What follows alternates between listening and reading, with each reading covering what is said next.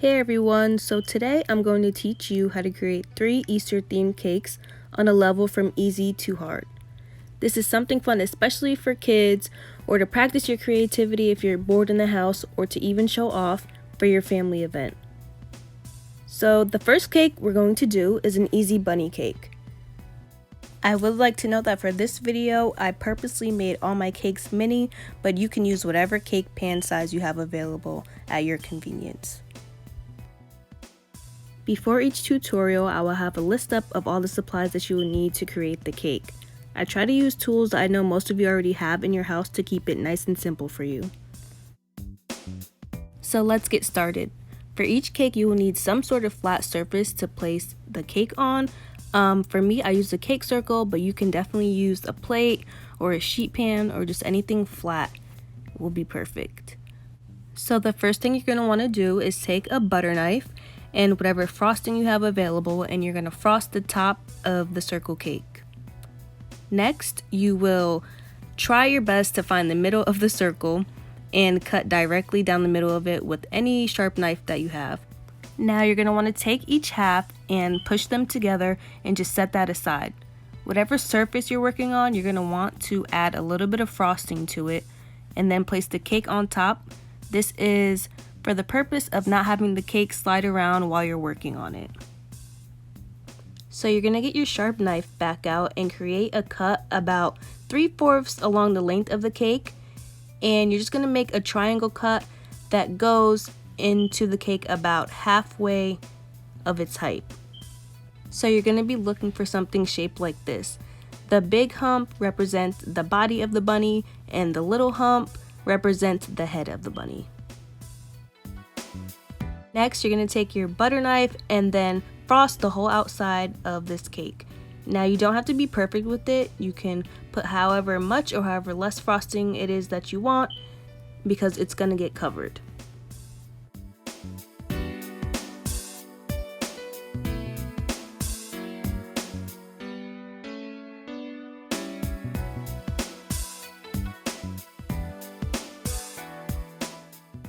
Once you have it all frosted, you're going to take your shredded coconut and start covering the whole cake. This is essentially the bunny's fur.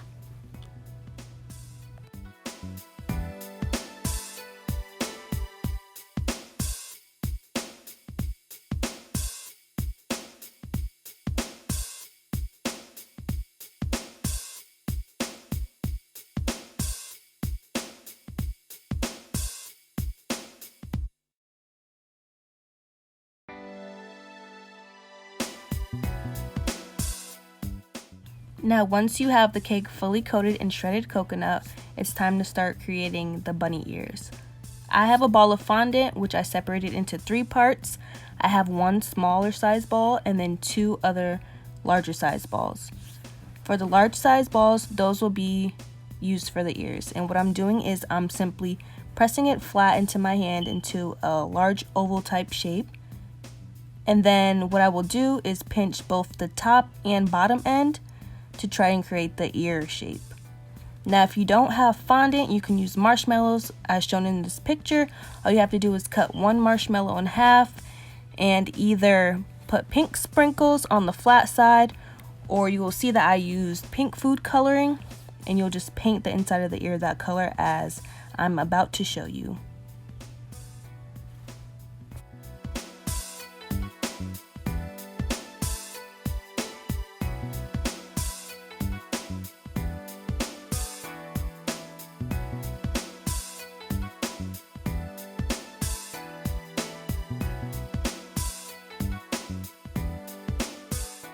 Once you have both ears done, you're going to want to place them onto the cake in the little triangle cut that we made earlier.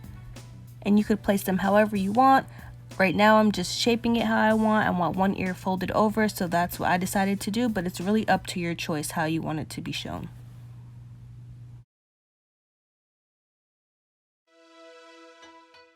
Next, I'm going to take the smaller ball of fondant that I didn't use earlier, and I'm going to shape it into kind of triangular shape like this, and that will be the nose. Next to me, I have a paintbrush in either the teaspoon of water or vodka. and I have the food dye I'm going to use, which is pink. So the purpose of having these liquids in the food dye is to create an edible type paint. And all I did was mix the food dye into the liquid and paint the nose, and it came out a lighter pink color. Remember, if you don't have fondant, you can cut a marshmallow into a nose-like shape, and then you just stick whatever nose piece that you have onto the cake with buttercream. Next, I took a bag of Oreos. You don't need a lot, just a small handful of Oreos, and what you're going to do is want to take the cream out of the middle of them and then crush them. So this is dirt, edible dirt. All you have to do with this is spoon the crushed Oreos out of the bag and place it around the bunny so it's like he's outside in dirt, chilling like he normally would be. And if you want to add a little bit more of an effect, you're going to grab some more shredded coconut. And then here I have green food coloring, and all you do is get a little bit of that and mix it with the shredded coconut. And this is going to create edible grass.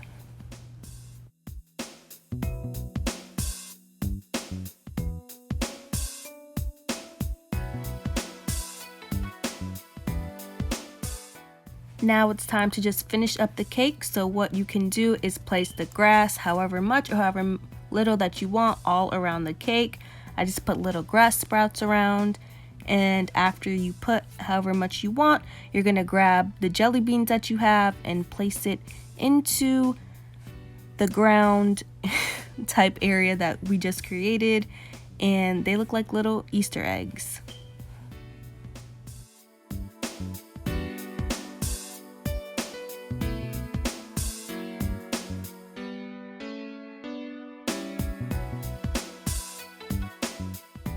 So here we have the finished product of our level 1 cake. Nice, simple, and easy.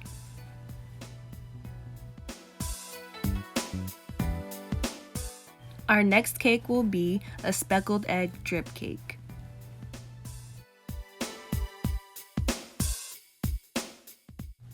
Here are the things you will need, and don't be afraid. For things like toasted coconut and chocolate ganache, I have the recipe later on in this video. For this cake, I chose to use a light blue colored frosting, but it's really up to you, whatever color you want to use. You just take your frosting and the food dye and mix it together. What you're going to do first is place the frosting on whatever surface you're working on, and then place your first layer of cake. Then you're going to use your butter knife and smooth frosting on top of that.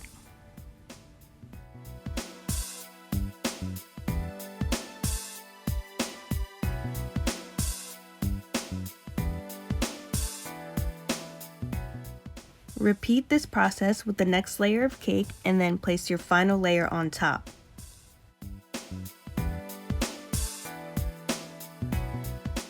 So now it's time to coat the whole entire cake with frosting.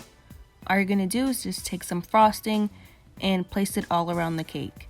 Here I'm showing you the tools that I would normally use. That's an offset spatula, and I'm going to show you a bench scraper, and these are just things that smooth out frosting more easily. But since I'm doing an at-home version with regular tools, this is what we're going to use.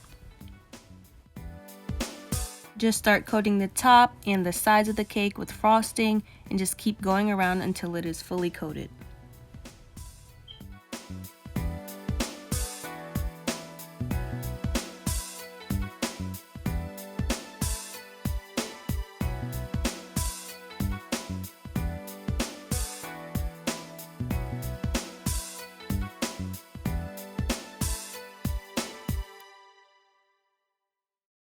Once you have frosting around the whole cake, you're going to take your butter knife and only use the straight, smooth side to go around the cake.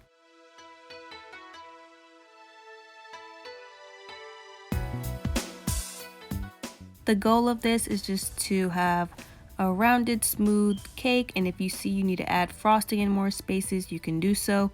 And you just want to keep going around until you feel content with how it came out. Just know as you go around and you have buttercream building up on your knife, you want to continually scrape that off into the bowl.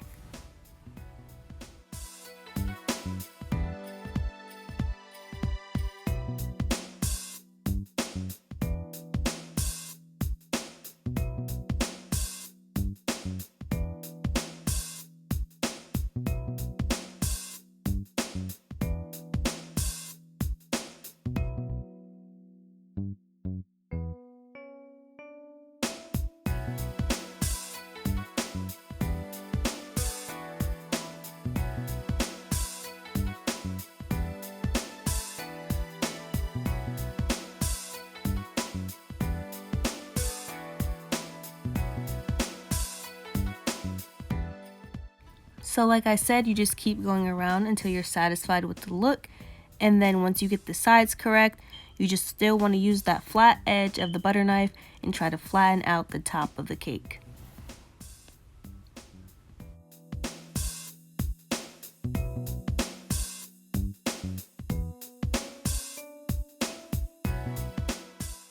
Now it's time to create the speckled effect going along the sides of the cake.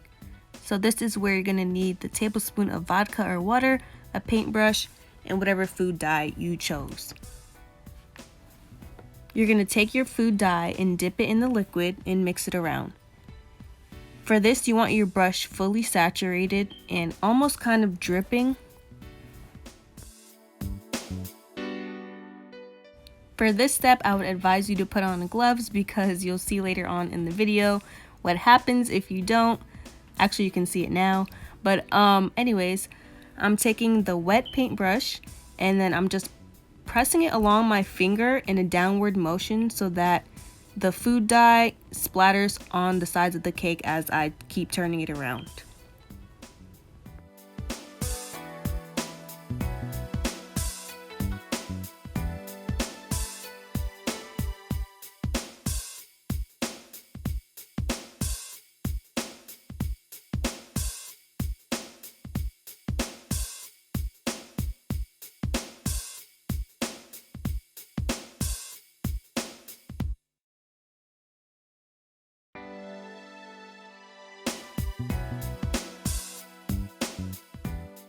So I decided to put on some gloves to cover up my stained fingers.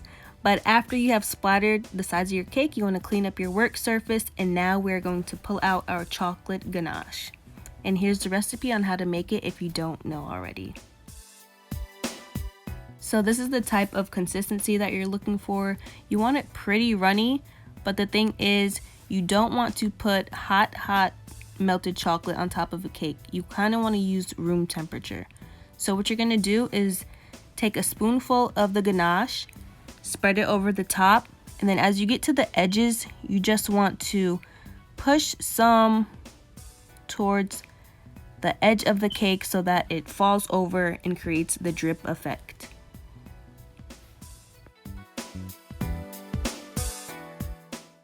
You're just going to continue doing this around the whole cake. You can create as many drips as you want, as little drips as you want.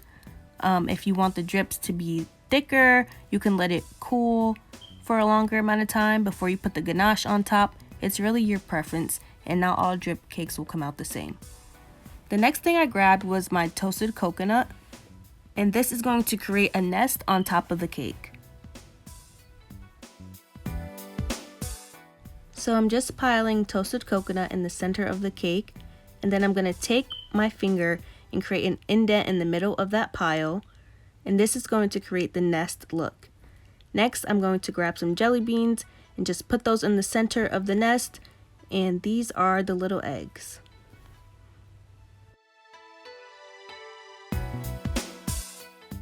Now you can leave the cake as is, or as a final step, you can add some toasted coconut to the bottom of the cake. It's really your preference, and once you get it how you want it to look, the cake is finished.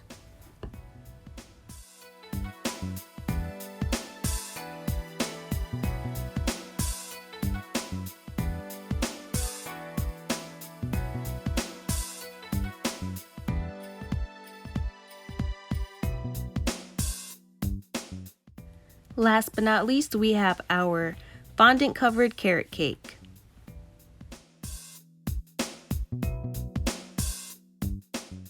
This cake includes some not so typical household items. I will try to give an example of things you can use that are in your house, but you definitely will need fondant for this. As I said in the beginning of the video, I made these cakes mini on purpose, so therefore my pieces of cake that I have available aren't in regular size. So I just took the scraps from the earlier cakes that I made, and I'm using it to create the shape for the carrot. Now, if you have a regular cake circle, all you're going to do is create a triangle cut into the cake, and you want 2 layers of that. So what I did first was create one triangle layer, And then I took that same piece and put it over my next piece of cake to try and get the same exact cut that I already have.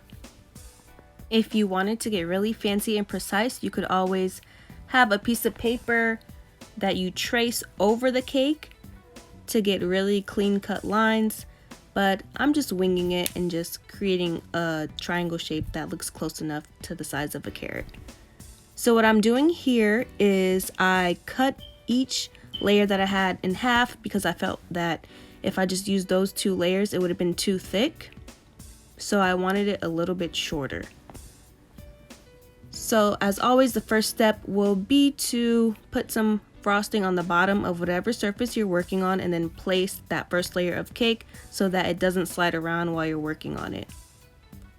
And all you're going to do is place that cake, put frosting on top, put on the next layer, frosting again, and then place that last layer on top.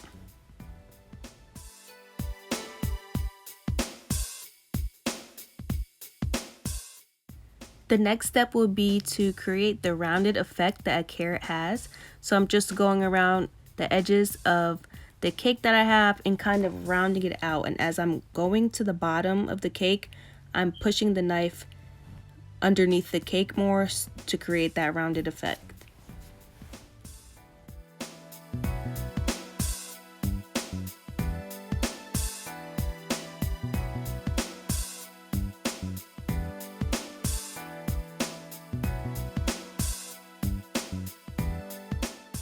Remember that I'm working with the mini cake.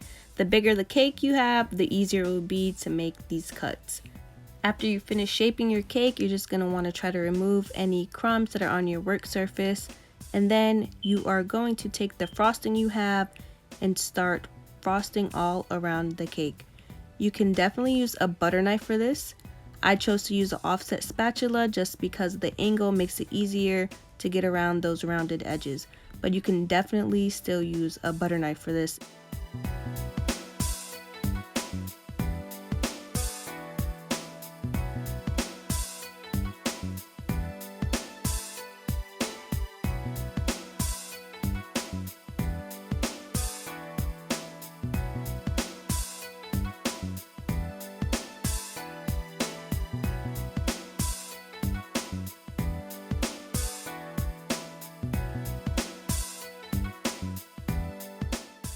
Once you get the buttercream on your cake as smooth as you can, it is time to get our orange fondant.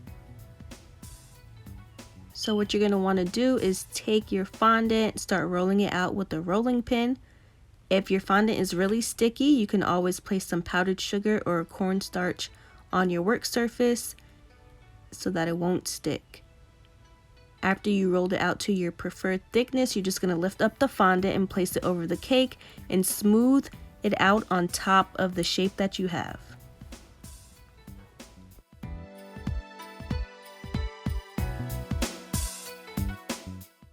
If you have a bigger cake, you can definitely use a fondant smoother for this, but I'm just going to use my hands and I'm just trying to make sure that the fondant is sticking to the cake as smooth as possible.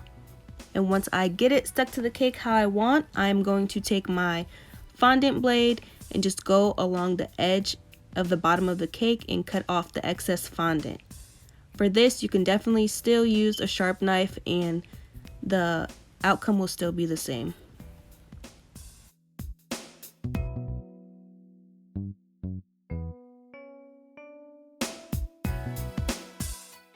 The next step will be to create the indents that a carrot naturally already has in it. For this, I'm using my fondant blade and I'm just gently pressing into the cake to create lines into it. For this, you can use a toothpick, you can even use the flat edge of a butter knife. Just don't press all the way hard into the cake. You just want to create short indents.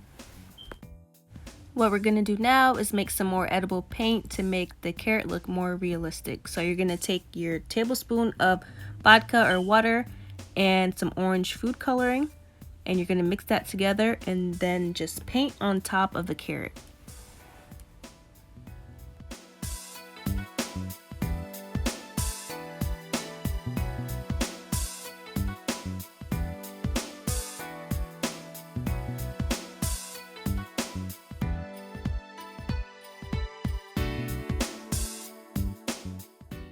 Next, I'm just using the same bowl that I have the edible orange paint in, and I'm taking a little bit of brown food coloring and I'm mixing that in the same bowl. For this, I'm simply just painting over the lines that I made into the carrot, because naturally these lines on the carrot seem to be darker than the regular skin of the carrot. I am now going to crush up some more Oreos to create more dirt, and I'm going to place this around the carrot to give it the effect that it's like it's in a garden.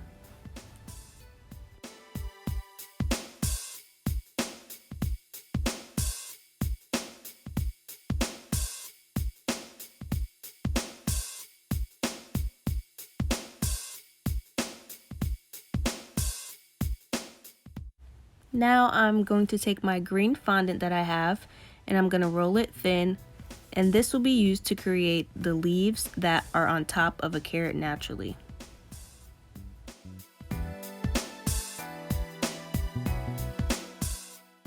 Here I have my fondant leaf cutter and I'm just going to use it to cut out a few leaves. If you don't have a cutter, I would freehand cutting out ovals with a sort of point at the top with just a sharp knife. So here's how the leaves came out, and what I'm going to do now is just make some more edible paint, just with green this time, and go over the leaves to give them a sort of darker color that I like better.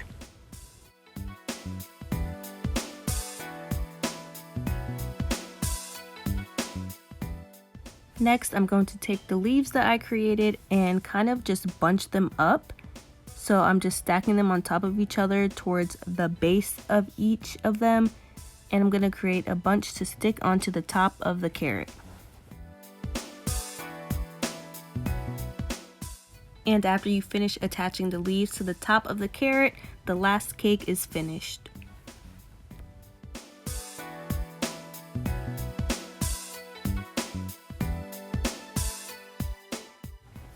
Thank you guys for watching this video. I hope that you are able to create at least one of these Easter themed cakes.